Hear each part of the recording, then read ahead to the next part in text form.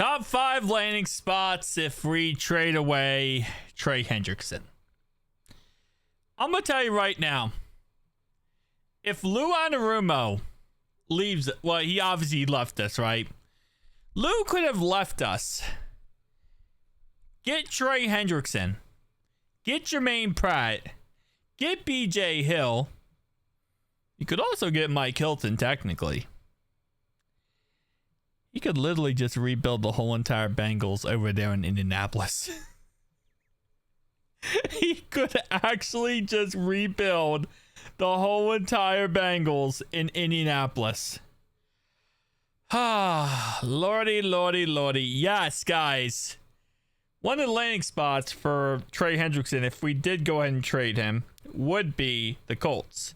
Now, obviously, if we did trade him to the Colts, listen, at the end of the day, I hope, I pray we don't trade him. I hope and pray we figure out a contract extension with him where we're not obviously paying him crazy money, but we're giving him what he wants, which is job security for the foreseeable future.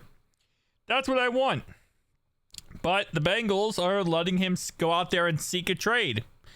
So because of that, we're now in this gray area where we're kind of having to wait to see what the front office does. And either the front office is going to do the typical where they're like, hey, we overvalue the player. We're not accepting anything because we think this guy's worth 3 first-round picks. And as fans, we're happy because that means we get to keep the guy. Or we trade him away for pennies on the dollar, which scares the crap out of me that we did that with Joe Mixon. We trade him away for pennies on the dollar like we did with Joe Mixon. And then we really just have the worst defense possible next year because at this point, you might as well just load up your offense, right? So if we did trade him to the Colts, obviously the Quentin Nelson for Trey Henderickson trade would be the trade we would go with. We get Quentin Nelson, they get Trey Henderickson. We now have another piece to protect Joe Burrow. Would work out very well. Giving him to the Eagles is like a cheat code at this point. It makes no sense to give him to the Eagles. First off, the Eagles, I don't know if they could even technically afford him. Because if we did trade him to the Eagles, I would assume that he would want a new contract as well, like he does with us. And at that point, if we trade him somewhere, he's probably going to want $30 million a year. So, that's also another factor in all this. So, Eagles, if we did trade, it would be an NFC team. I do like the fact that all these teams are NFC teams except for the Chargers and the Colts. Because I think it would be an NFC team. There's no way in heck we trade him to an AFC team. It would just make no logical sense. These are teams that are going to be competing with us for the playoff spots, especially with how bad our defense is going to be next year. We're going to have to kind of cruise that 9-8 line and hopefully make the playoffs. So Colts are out of the question unless, again, Quentin Nelson, they go with that one. Chargers out of the question as well. There's just no logical reason. They have nothing that really interests me that I would want. Okay, no, that's not true. I would be interested in Derwin James, but I don't know what they would put on the price tag for Derwin. And even then, I couldn't even think, like, at what point Derwin James, I mean, obviously he's so good, but like, how old is he? He's 28 years old. He's still a really good player, but he's 28 now. He's played every game the last 2 seasons. The 2 years before that, he actually did miss some. He missed like a couple games, and then he did not play in 2020 with an injured knee. He's still a great player, don't get me wrong. He's still an amazing player, but Derwin, 28 years old. I know we're trading a pass rusher, but pass rushers, edge rushers, they can be successful to the 35. Trading away a Trey Henderickson for a safety who usually when safeties hit 30, that's when they fall off. You're going to probably get another 2-3 solid years out of him. Yeah, no. Again, like I said, I'm entertaining this for video's sake, but it makes me sick to my stomach to even think of us trading him away. Chicago. Now I gotta think, where does Chicago pick draft wise? Right, because Chicago had a pretty bad year under the whole Matt Nagy experience.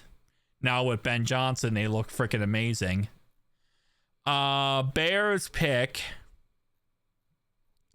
not top 5, which number 10.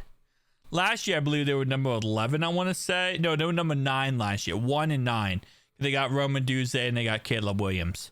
So, top 10 pick.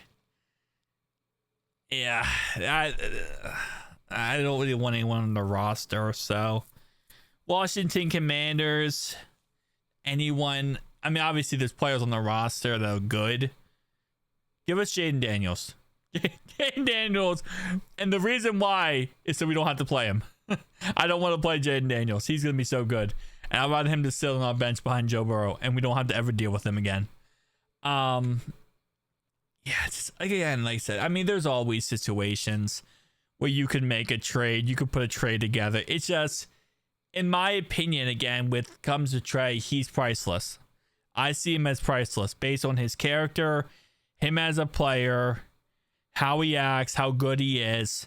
In my opinion, he's priceless, and I'm going to be very biased here. I don't think there's a number or a draft that I would want to see where we trade him. There's not really even a realistic possibility in my mind. But, I mean, listen, at the end of the day, I don't think we trade him to the Chargers. I don't think we trade him to the Colts.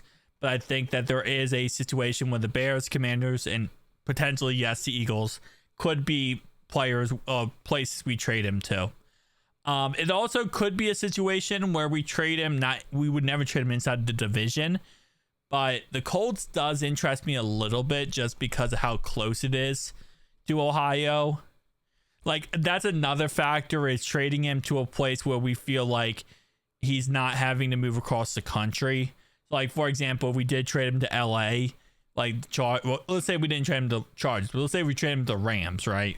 The Rams would be across the country, and then he has to move his wife and his kid across the country, and then that's a whole entire mess above himself.